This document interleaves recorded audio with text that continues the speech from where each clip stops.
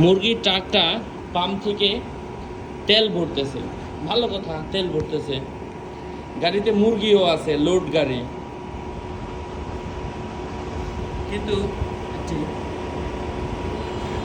পচা মুরগি মরা মুরগি দেখতে পাওয়া যাচ্ছে। মরাটা আসলে একটা মরা জিনিস, কিন্তু ময়লা, মানুষ ময়লা ফেলার জায়গা খুঁজে, টাকা দিয়ে ময়লা ফেলতে হয়।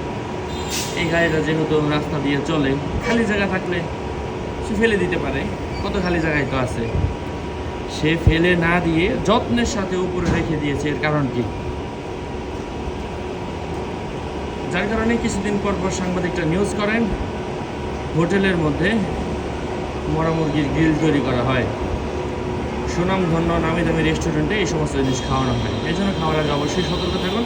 এই জাতীয় জিনিস আমি প্রতিনিয়ত দেখতে পাচ্ছি, এই সমস্ত মুরগির ট্রাকগুলো যে তারা